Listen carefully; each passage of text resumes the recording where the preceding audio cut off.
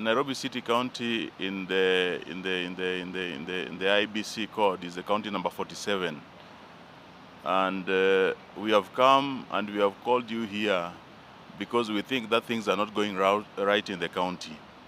We think that since we got elected in August 2022 and we got sworn in September 2022, things have not been right.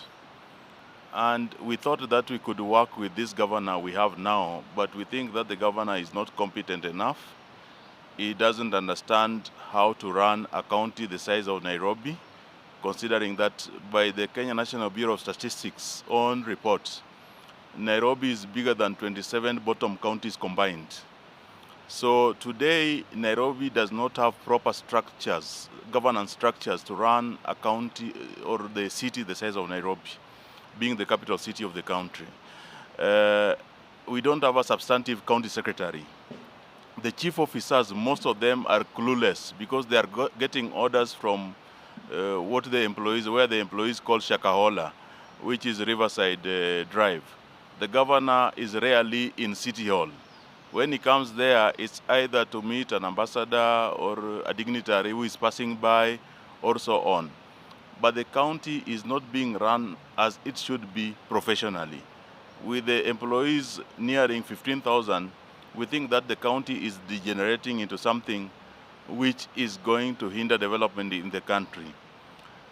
Today, as we sit here, we don't know who is collecting revenue in Nairobi. I've just spoken to the leadership of Nairobi Revenue Authority. They don't know who is managing the revenue of the country, of the county. They think they are being told that the revenue is being collected by Safaricom. We don't know how Safaricom as a private company came to have the system of revenue collection. We don't know on which contractual basis they are collecting the revenue for the county. We don't know who audited the system to know how many bank accounts are connected to that system. We believe that Nairobi is degenerating at a very fast rate, that if it is not rescued, then things are not going to look good. And it's getting worse year in, year out. I'm just getting revenue report, which I'll be sharing with a good number of you, is that with all of you, is that last year by this period, in the first few days of November, we had collected more than 100 million shillings. Though we still thought that was very low because Nairobi should be collecting more than 200 million shillings a day. So 100 million shillings in 6 or 5 days, if you may, it translates to an average of 20 million last year. Today, up to today, they have collected, up to yesterday, they have collected 12 million shillings. It tells you that something is really not right. Counties like Kajiado, Machakos, Uasin Gishu are collecting more money than Nairobi. Nairobi with more potential, a bigger metropolis, more revenue capacity is collecting less revenue because this revenue is being pilfered at source by few individuals in the executive and the county assembly.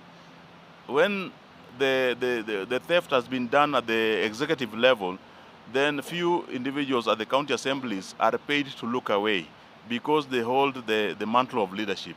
And we believe that if things are not corrected in Nairobi, if the president and Right Honorable Raila Odinga do not stamp their foot in Nairobi, then things are going to get worse. The president is going to be constantly blamed for poor governance because he has allowed Nairobi to be managed and to be run by somebody who had no professional credence to run Nairobi.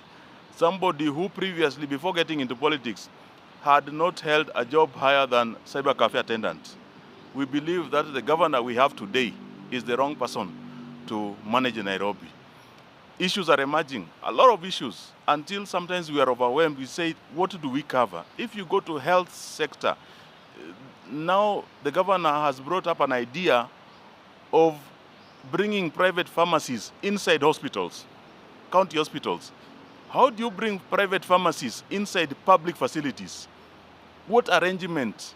What governance structures? How will they be oversighted? How will you ensure that the poor people don't pay, too exorbitant fees for prescriptions? How will you ensure that drugs are not stolen from the public systems and brought and sold into private pharmacies, which are now being housed inside the facilities owned by the public. It is very wrong. The CEOs of those hospitals have been brought into a job group called Job Group S. They are the same level as chief officers.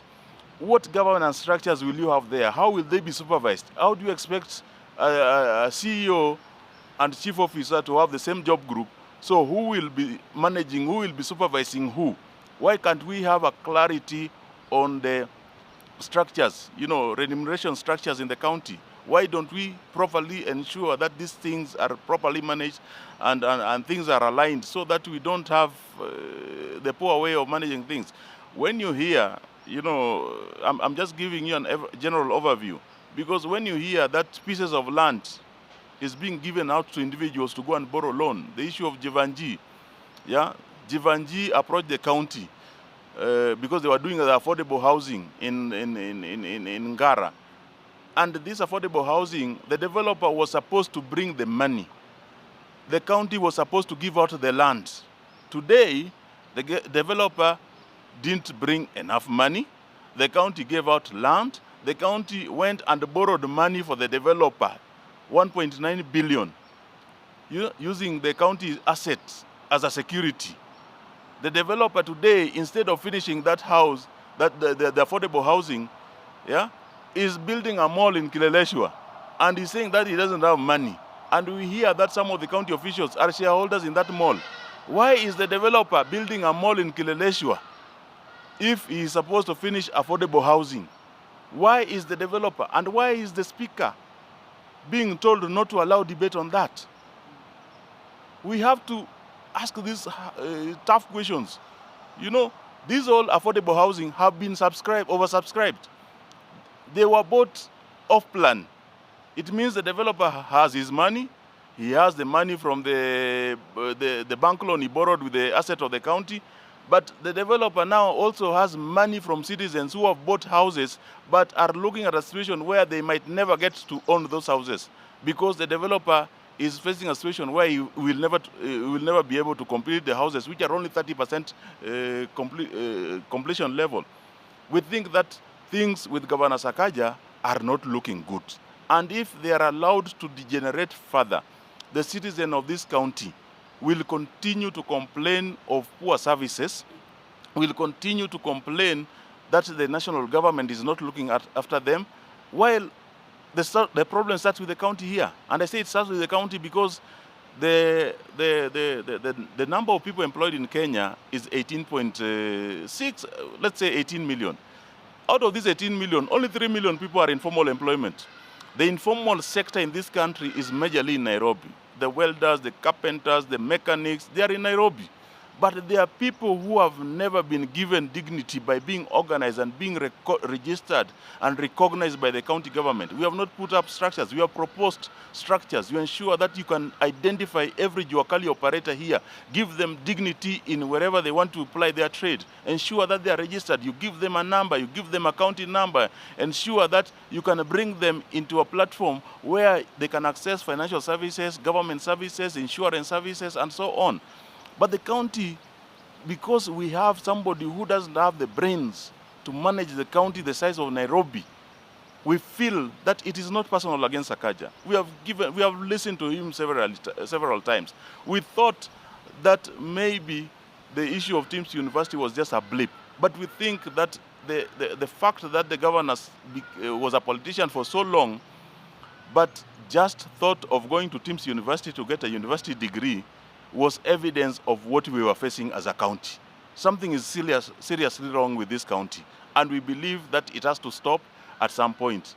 And it has a lot of issues which are happening around the county which are not going right. And now people are just, cutting deals, cutting corners. Suppliers are not being paid. Employees are very demotivated from both the county assembly and the executive. People don't have the eagerness to do work. Even the people who are employed, they're employed but with no salary. Why do you recruit so many more people while you know that you are struggling to even, pay the ones you have? So these are some of the issues which we wanted to engage you on. because as stakeholders and as the fourth estate, at the voice of the citizens in Nairobi, I believe that we need to engage and properly call some of these things out. And we'll be sharing with you some of the documentations. You know, we have seen around the governor himself. Now, if you go to, I don't know if the Citizen Royal Media is here. If you go to, when you're just branching out off Jenny Spirit, when you're branching off to Citizen TV, there's a petrol station there. That petrol station is owned by the governor.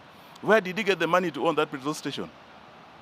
I'll give you documents showing the governor is buying property cash, 940 million, 58 million, 49 million. Where is he getting all this money? Where is he giving all this money while the employees are going out without salaries? Something is seriously wrong in this city, and we have to call it out. So if the president is interested, he should ensure we stop the anarchy we are degenerating into. The leadership of the assembly is not helping, and now we have to come out because they have made the environment of the assembly to very not very conducive to allow free and open debate. I think we'll have to open other platforms to ensure that we hold the governor accountable and the leadership and the executive to deliver the mandate and to ensure that services are delivered to the people of Nairobi. Asanteni. So I'll allow my colleague. After the 2022 general elections, that is after August, the county government of Nairobi promised Nairobi residents so many things, which included good roads, dignified affordable housing, street lighting, improved health care, and all those things put together. However, we are on the third year now, and we have not seen any sign whatsoever of implementing all these things that we promised, especially in the Governor's Manifesto. Some of the issues that we are raising, and we have always raised, is the issue of a disorganized city, especially in the CBD. If you look at most of the major roads within the city, they are used for trade. However, the owners of some of these shops cannot even trade because the county government of Nairobi has not been able to implement what they promised as the solution to hawking within the city. We have tried our best. If you look at most of the questions on the floor of that house, most of them emanates from asking the county government to look at the issue of hawkers. You even saw before the impeachment of the deputy president, there was a lot of issues pertaining to hawking within the city. The second issue definitely is the issue of land grabbing. Out of 100 statements that come on the floor of that house, the most popular statement is on the issue of land grabbing. We have been looking at the issue of G, which my colleague has already addressed. I personally sit in the planning committee. And some of the preliminary reports that has come before that committee is that Jabavu, a company that was allowed and was given a contract to deal with the housing program within the G estate, has already taken an advance of $500 million shillings at the National Bank of Kenya, which documents were also presented yesterday when the NBK appeared before the committee. However, if you look at the addendum that was signed by the then county secretary, it shows that there were amendments that were done on that document. The court ruling of 2023 on the issue of Pagani affordable housing informed the county government that you cannot use a title deed that belongs to the public to charge it as a collateral. The county government has already done that. The Jabavu has already taken a loan of 1.9 billion. The documents are showing they have definitely taken that advance of $500 million. And we have been asking very hard questions. And what we are saying with my colleague is that some of the major issues that we are raising before that house, they don't have anybody to give answers to. When the executive appear before any committee in that assembly, they do not have even answers to some of these questions we are asking. So we are here to ask both His Excellency the President and the Prime Minister, Honorable Raila Odinga, that things are getting out of hand in Nairobi. And if there is no solution to these problems, the taxpayers' money will always be used and there will never be a solution to these problems. The governor of Nairobi understands very clearly that the issue of transport system in Nairobi has not been sorted. All the things that he indicated and put in that manifesto has not been implemented. Why do we have to keep on reminding him on the things that he promised Nairobians that he would do, yet he's not doing? MCAs are doing their job, including passing both the supplementary budget and the substantive budget. Yet the things that they pass within that budget are always not implemented. So our cry is both to the leadership of this country, that Nairobi needs a second eye, that you need to help us. We have done our job, but beyond us, we need another hand. And we're asking the President and the Prime Minister to help Nairobi County.